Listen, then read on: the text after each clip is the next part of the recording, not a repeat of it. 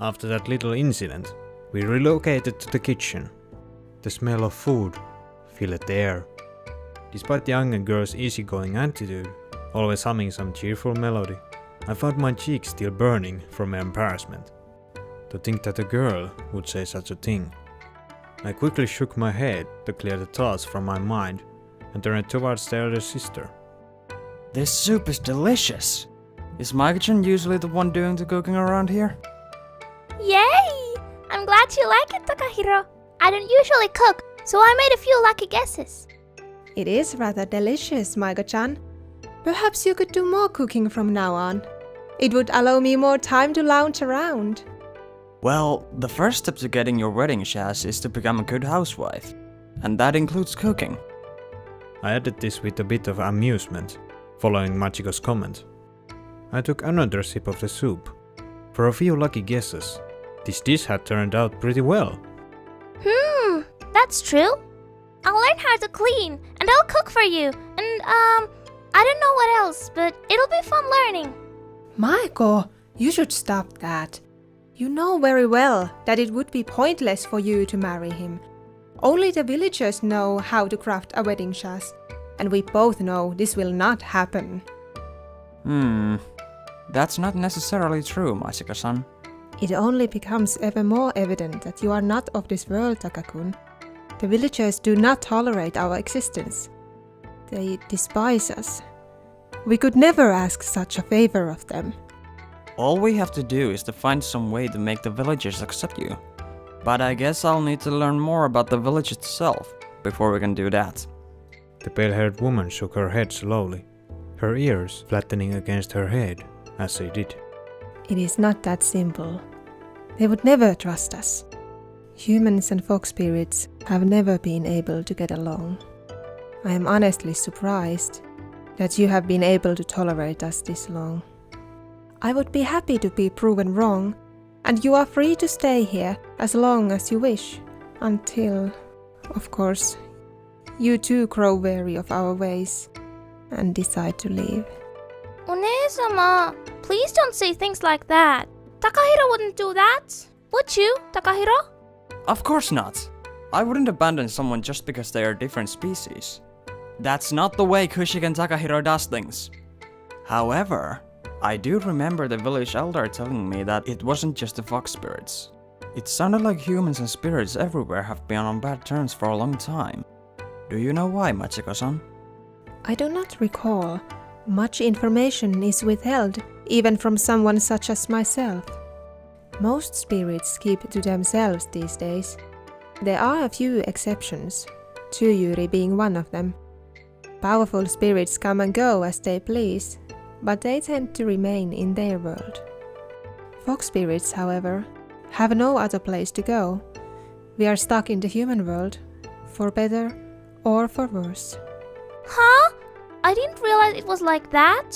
I guess I'm finally learning stuff. Well, this Tsuyuri character lives in the shrine, right? We should try asking her for some ideas. No, we do not need to go to see her. Absolutely not. No, I don't want to see her. I don't want to. I was somewhat taken aback by Machiko's suddenly childish way of speaking. It reminded me of the times I had been told to go visit the doctor when I was younger, complaining and throwing tantrums along the way. But isn't she the only one that can help us? I refuse to go. Tsuyuri is a fiend, and I dislike the idea of spending even a second in her presence. She can't be that bad, can she? Besides, if anything happens, I'll protect you. Fine. If it really means that much to you, I will attempt to lead you to the shrine again. But you will enter the grounds alone. I don't want to go anywhere near that place. You will be on your own, Takakun. Can I come, One-sama?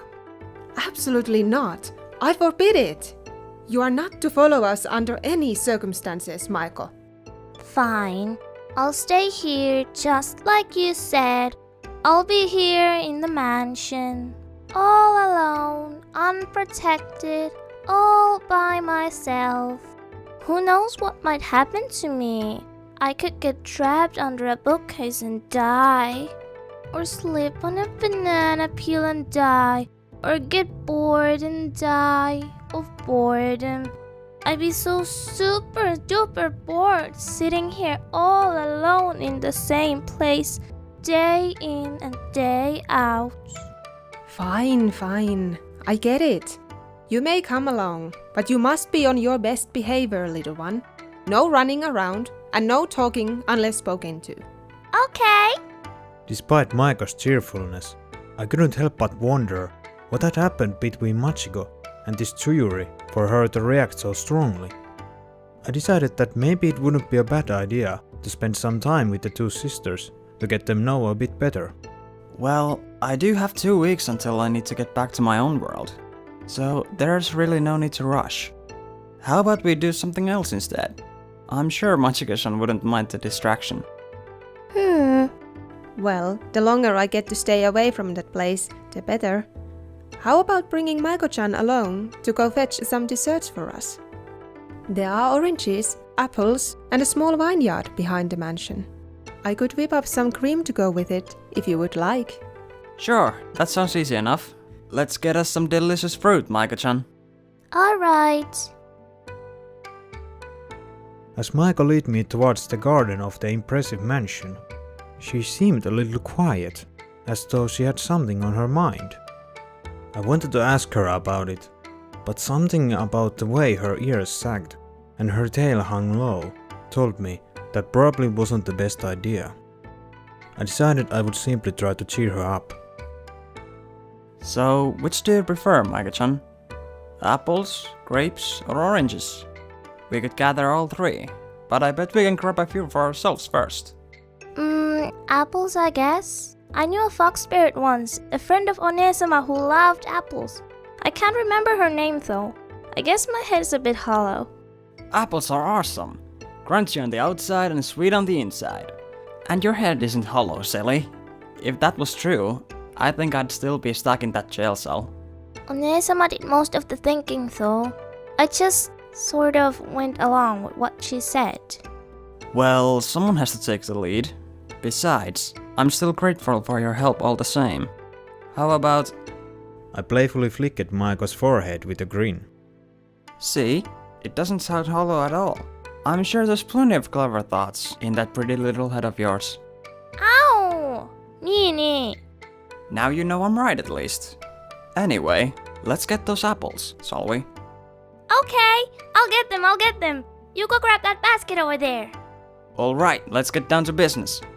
Feeling hyped, I went to grab one of the baskets stacked nearby and returned to Maeko, who had started climbing one of the trees.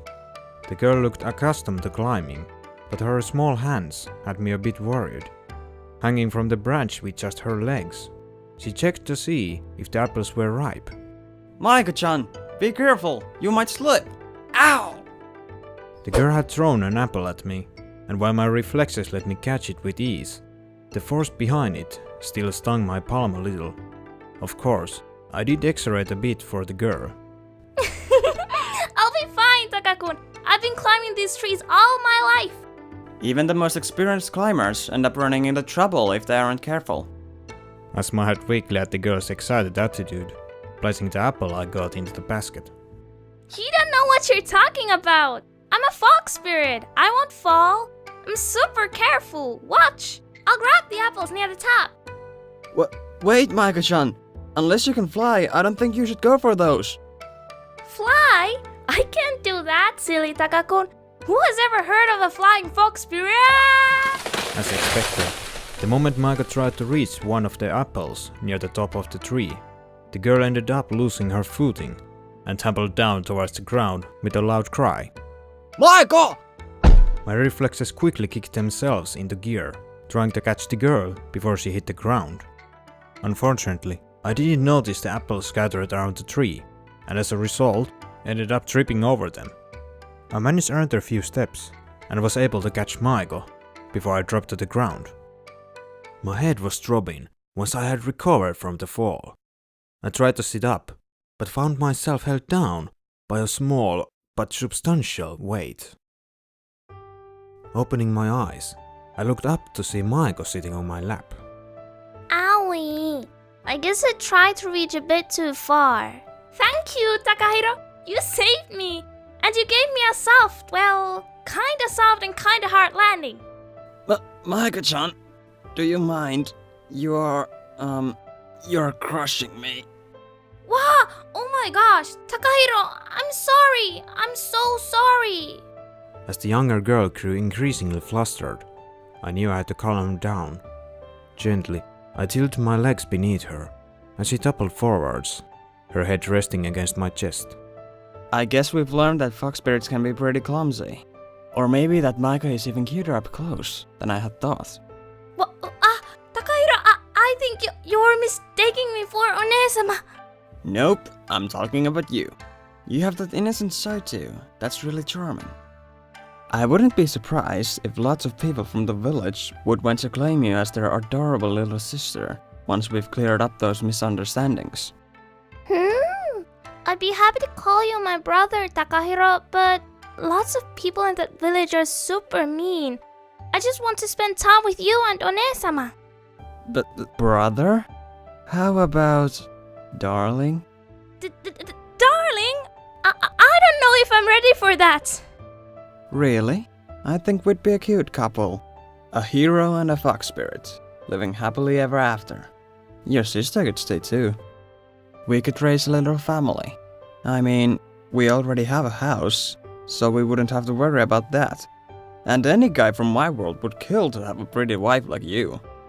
I held back a chuckle, knowing all too well that my teasing was taking effect. And yet, I was also happy to see her spirits seemingly lifted. Thank you, Takani. I think Taka-kun would be better.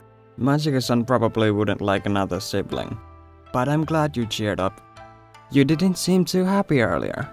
The way your tail and ears were hanging low reminded me of a scolded puppy. Huh? All right. I was just thinking that's all. You know, about the spell I wanted to try. The one that needs the silky wedding undies. Wedding sash. It's kinda like a belt that the bride wears during the wedding ceremony. I doubt any spell involving panties would be a good idea to cast. Oh, I thought it was like wedding undies that you wear on your wedding night. Anyway, the spell. I don't know why, but I've wanted to try it for a little while now. And, well, it's a gate spell. Not like those temporary ones. Those are easy to make. A permanent one, like a portal to a different place. It sounds interesting, but are you sure it's safe?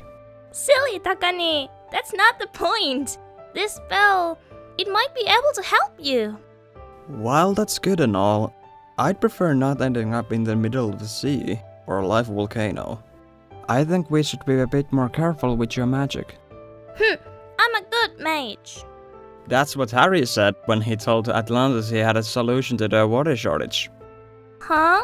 What's Atlantis? A city with high ambitions, sunk into the deep due to poor management.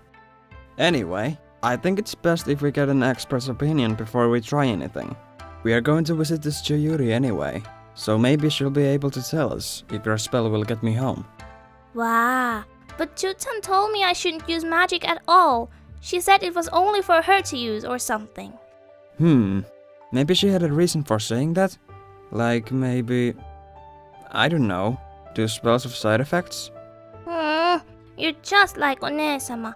She forbade me too, but I showed her that spells could be helpful and that I can control them, so she let me do more research. I'm not going to throw spells around like they're nothing. I'm not a dumb little kid. I'm not going to do anything. Besides, you seem old enough to take care of yourself. Not that I know how old someone like you might be, but... beware of the dark side of magic. In most stories, magic usually comes with a price. Like what would you do if magic gave you a terrible tummy ache? Or headaches? Or worse, diarrhea? Then you better prepare a gate spell to the nearest bathroom. I do get headaches, but those aren't really all that big of a deal. And I get to do a lot of things for One-sama. I'm not going to change that ever. So there. I already said I wasn't going to make you do anything. However, what you do need to change is the fact that you're startling me and... you're rather close, so I'd appreciate it if you could get off. Oh, but you're so warm and soft. I could just curl up and sleep on you. But wait! Don't go falling asleep on me! Just kidding! I wouldn't do something like that out here. Maybe tonight, though. It's only fair since One-sama got to do it. But more importantly, dessert! We need to get back inside. One-sama is probably wondering what's taking so long. I couldn't really argue with the girl's impeccable logic. With a smile, I helped the girl to her feet and gathered the few fallen apples into the basket. We returned to Machiko and enjoyed our dessert together.